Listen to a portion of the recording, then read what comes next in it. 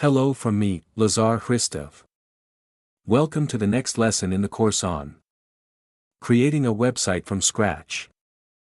We're currently working on my book, in the CSS chapters, the ones that aren't included in the free part. And we're currently on chapter 10.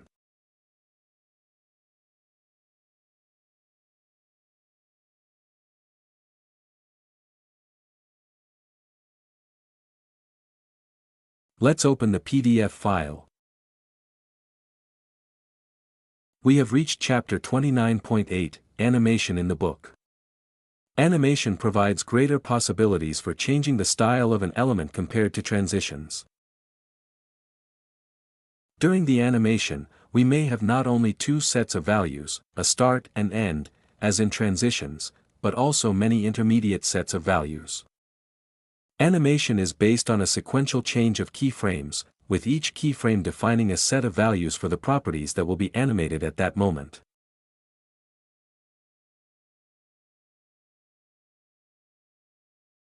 We can change as many CSS properties as we want, as many times as we want.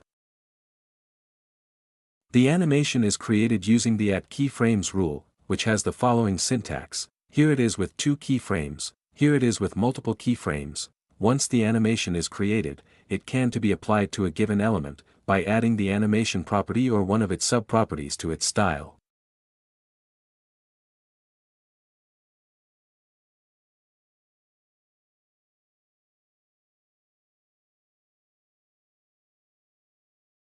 The animation property, similar to the transition property for transitions, is used as a shorthand for the following properties: name of the animation, how long, how many times it will run.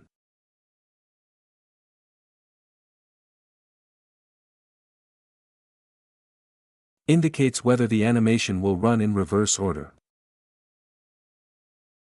And here the curve and speed of the animation are defined. Let's look at an example, because here the examples are very interesting, in which we will move a block along a straight line and at the same time change its color in both directions.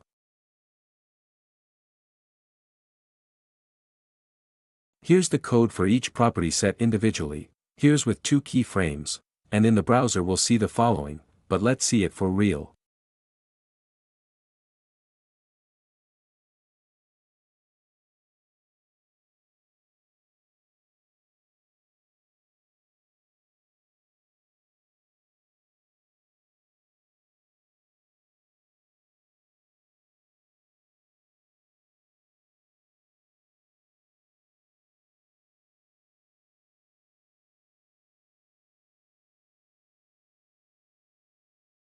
Here it is, triggered. Here, you see, the block moves from one end to the other and at the same time changes its color.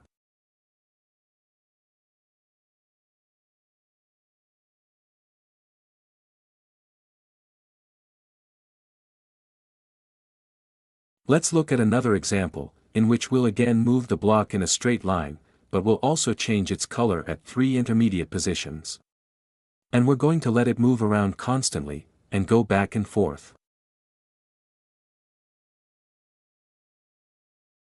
Here's what the shortened code would look like, here's the code for multiple frames, here's what it would look like in the browser, originally.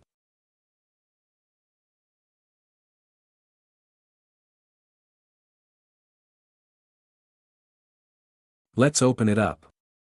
Here it is, you see, here it moves from one end to the other end, changes color, and then it comes back.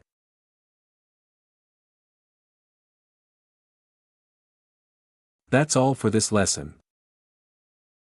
Best regards.